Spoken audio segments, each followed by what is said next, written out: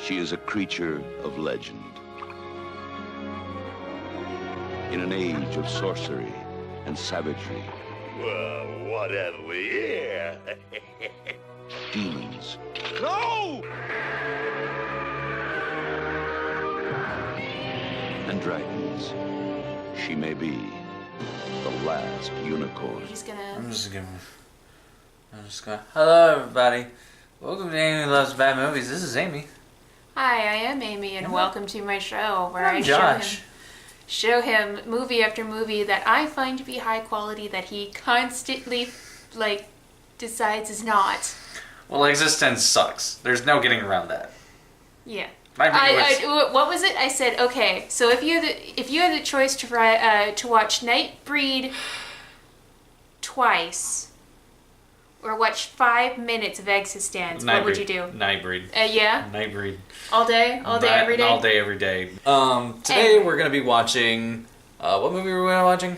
Well, today we're watching something that is acclaimed. It's more than just a cult hit, or at least I think it's more than just a cult hit. It's made by extremely competent people who would go on to do great things, and people who had done wonderful things in the past. It was directed by Rick and Bass. Do you know Rick and Bass? The two people? They're like Hanna-Barbera. Oh, Rick and Bass? No, Rick. Is that like Mega and Man? Rick and Bass. Rick and slash Bass.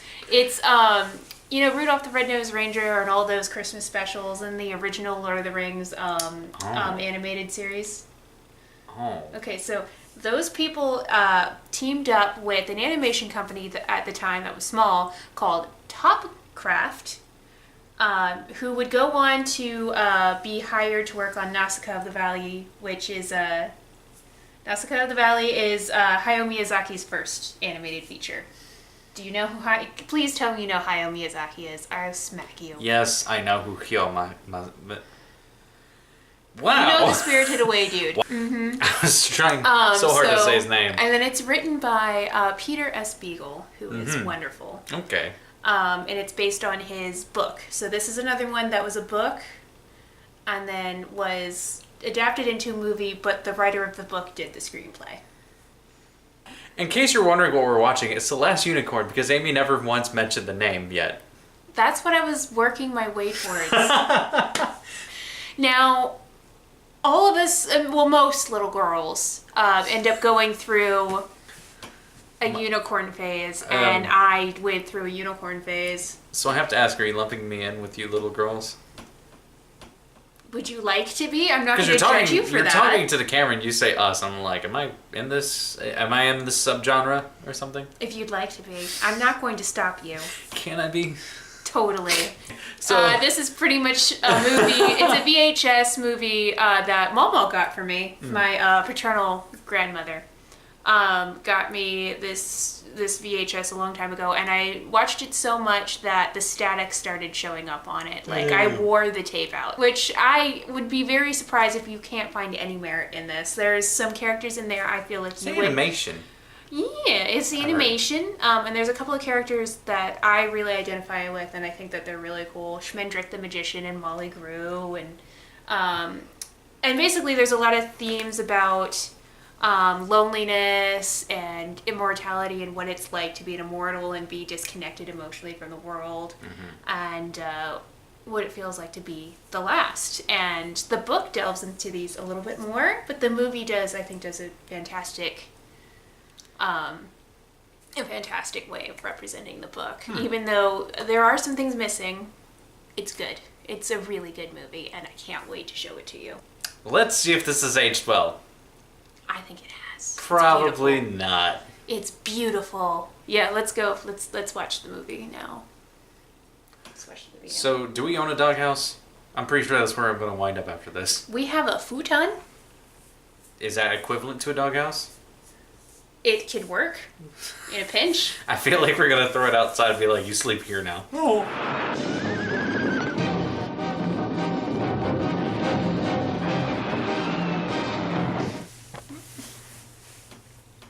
A movie has been watched.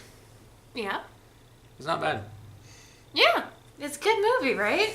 I'm not going to say it's like a completely good movie, but it's serviceable, and so yeah, I guess it's good. This movie, when I started watching it, she informed me that it was an Eastern company that made the animation for it, and I told her it actually reminded me more of like old Disney, like Snow White, that sort of thing, just without all the fluid animation and everything like that. So I guess I can Although understand. the animation is pretty fluid in this. It's beautiful. Well, yeah, no, the animation's fine in this and everything like that. The plot's fine, the writing's fine, the characters are fine. I wish I had brought back that butterfly again. Yeah, you like the butterfly? The butterfly was fun. He was spastic and... It was like a proto-genie. Like a proto-genie. Like... Yeah. Spouting pop culture and stuff in the middle of a goddamn fairy tale.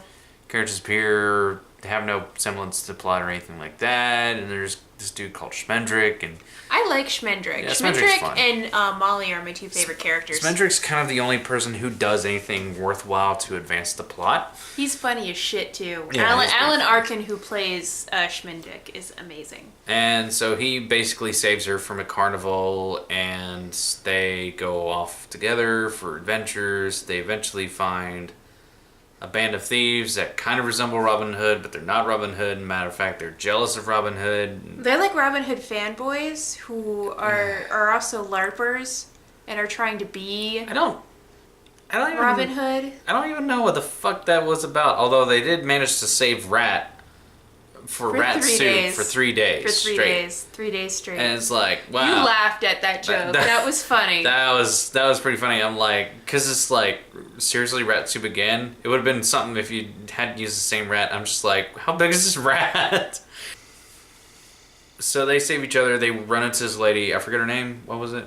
Molly Grew. Molly, yeah. Molly Grew, who is the maid Marian of that group. So she decides to follow them because, hey, it's a unicorn. There's a really touching scene where she's like, where the fuck have you been? Why are you coming to me now that I'm old and used up and I'm not as pure as I used to be? How dare you show up now? Why didn't you show up 10 years ago? All adult women think this, I bet. And where the fuck were you? Where the fuck were you? I was supposed to have a unicorn when I was 8, and my birthday was supposed to be magical, and I was supposed to be a pretty princess. Princess? No, I don't even think it was like that. It's basically, she's led a very, and this is kind of in the book as well, but she's had a sort of rough life, and especially since falling in love with this Captain Cully, and yeah. But yeah, that's one of those... She's unhappy, and the unicorn finds her, and it's like this happiness finds her again, and she's like, where were you? Where were you? Where was this happiness? Yeah, that's one of those many things that I'm like, probably I wish it was translated better over from the book. Yeah. So they go find this castle where this dude Haggard rules. Apparently, although he rules over like fucking nothing, but he has this Red Bull dude who runs around and chases after a unicorn. So Schmendrick turns her into a human to get the Red Bull from stop chasing her because he's just like...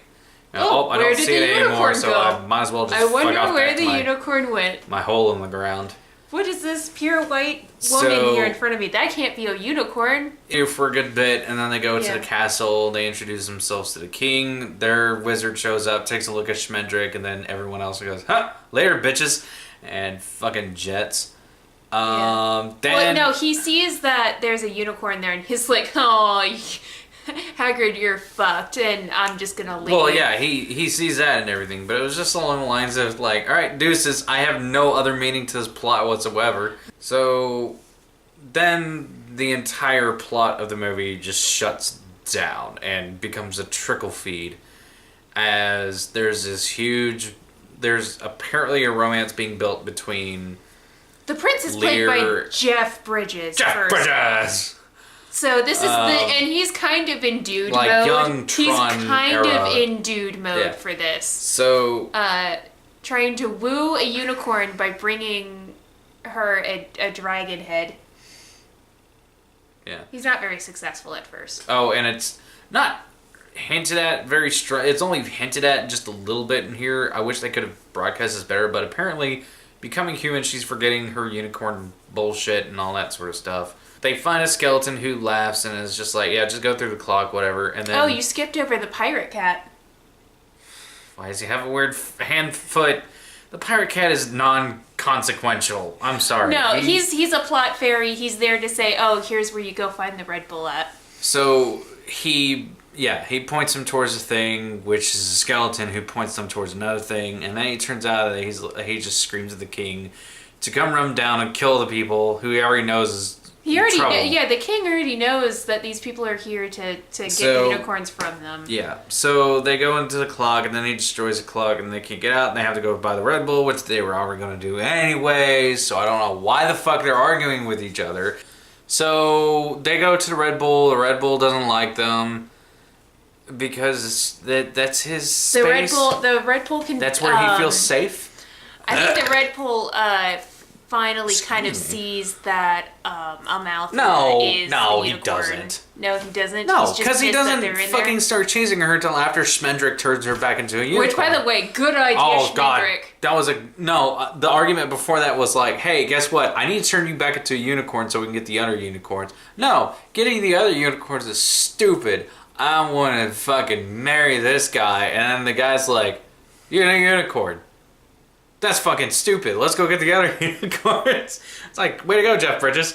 I think it's supposed to be more that he respects the fact that even if she doesn't know, she's not going to be happy. So, in order to really protect her and to be the hero, we can't just abandon the... He literally says, as a hero... Yeah, it's not very well done. They probably could have done the romance a bit better. And then Schmendrick decides to turn her back into a unicorn. The Red Bull sees this and goes, wow! And like chases after her. They go running around outside for a bit. Then the hero jumps in the way of the Red Bull, gets killed. Yeah, dies. Dies for her. Just activate her angst powers. Yeah. And so suddenly she can kick the Red Bull's her horn ass. becomes a nightlight. And then the Red Bull's like, I ain't having fucking none of that shit. And then it just goes into the sea where the unicorns are, as it turns out. The unicorns have been chasing the sea. Here's the fun part is when the tables turn, Schmendrick is like, oh, she's attacking, and I'm just sitting there going, did none of the other unicorns think about this? Maybe like pointing its glowing horn at the Red Bull, but like, hey motherfucker, just step off. I think because the unicorns are supposed to be like this innocence and pure and light. They're kind of like Care Bears, They wouldn't. Oh God. They wouldn't attack. They wouldn't. You know what I mean? So the unicorns go running all over the land like. Oh, is that how they... This is a beautifully animated sequence, but of course they derped their way out of the sea and up to the castle. Oh my! This is a beautiful... He is not doing justice to this at all. It is a beautifully animated scene. The unicorn... Well, I'm sorry, but the unicorns... Are you physically pushing me out of frame now? No, I'm not. I'm leaning against you because my shoulder hurts. Okay, and lean against me. The unicorns basically come charging out of the sea because now the Red Bull's in the sea and they don't want to be with Red Bull. So yeah, they go running out and then the castle crumbles and then the king's like, I knew you were the last one, and then he fucking dies.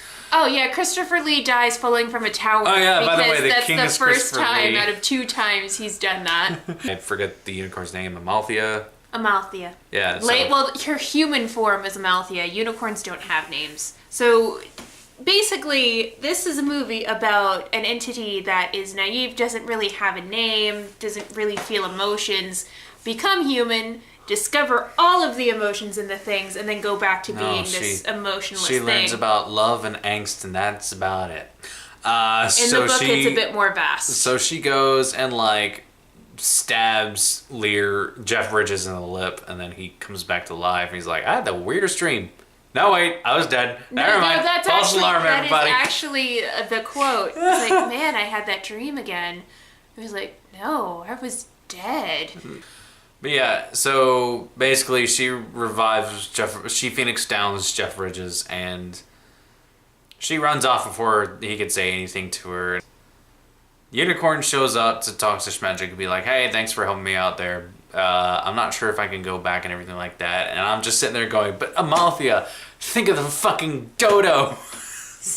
I forgot to mention the dodos. At the very beginning of the movie, there's these two huntsmen that are talking about how she protects this forest and how that's why it's always spring here, and they're like, okay, we're not going to hunt here because the unicorn is here. Anyway, as she's starting to leave the forest, she turns back and just sees this fucking crowd of animals, just like, all right, well, I guess we'll see you later. Don't leave, and you just see fucking dodo birds. And I noticed, and I was like, oh my god, she's responsible. So this was a decent movie. Yeah. Or would you recommend it to people who like fantasy and stuff? Or? Sure. Yeah, I definitely recommend checking it out if you're like really, really, really, really into fantasy. If you're not beyond Lord of the Rings into fantasy, and I can understand that, see it in passing glance. There are some really good performances in it. I thought the woman who played Molly Grew, the actress's name escapes me right now. She passed earlier this year. Oh. She's one of my favorite characters of all time. She's sassy, but still very kind and very warm and written very well. And I love that she is a damaged character, but that's not her entire personality. Yeah. Well, I guess we just about wrapped up this review. So TLDR or TLDW, it's okay. It's not too bad. It's got a few parts of pacing that are bad. I wish they had translated over a bit, but it is a screenplay written by the author of the book. Would you be interested in reading the book now? Maybe. Does the movie have you interested in that? Or maybe. I might check it out at some point. Yeah. But yeah. Yeah. Cool. It's okay. Well, if you're interested in what we're doing next week, we're actually taking a break from the home video watching because I have a birthday coming up and we're going to go see a movie. I'm going to be treating her... Now, this is actually... Can I elaborate on it? Or do you can elaborate. Yeah, go for it. So, if you don't know Amy, she's a huge fucking Harry Potter fan. Unfortunately, got sorted into Gryffindor. No, I was originally as a high schooler sorted into Hufflepuff. When I retook the Pottermore quiz lately, it was Gryffindor. So I guess I'm a Hufflepuff that grew into a Gryffindor. I've always been a Gryffindor. I know baby. You've always been a Gryffindor. But you have the sarcasm of a Ravenclaw, though. You do. Oh, that definitely does sound like. So, if you haven't guessed, we're going to be seeing. We're going to be seeing Fantastic Beasts and Where to Find Them. The reason why I'm looking forward to this is because all throughout the Harry Potter movies, no offense to any of the cast or directors or anything like that, every time one of the Harry Potter movies came up, all I could think of is like, but I've already read the books, and those are always going to be more interesting than the movies. There's so much in the books that you can't fit into the movies. Seeing a Goblet of Fire. So, seeing Fantastic Beasts and Where to Find Them come up, was it based on a book? No. Well, she did a companion book that was written by, or like she ghostwrote it. It was kind of like the journal of this guy. Of this guy. So, in other words, we're kind of getting a whole new adventure in the Harry Potter universe as told through a movie. So they can focus on their own aspects and everything without having to hit story beats from a book and then not getting in all the details they want from other stuff. So we're going to have like Ron Perlman as a fucking goblin or whatever the fuck he is. That's going to be cool. It looks like we're going to have like a house elf, this flapper girl. That looked cool. All the different creatures. I want to see blast into screws. Dan Fogel as a Nomage, that's what it's called in the new.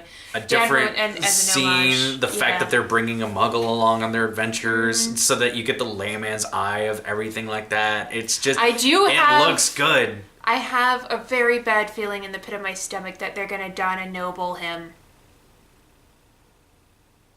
Why'd you have to say that? Anyway, see you next week. Bye, everybody. Bye. Gryffindor. Fuck you. Shut up, you pretentious kneecap! How'd you like a punch in the eye?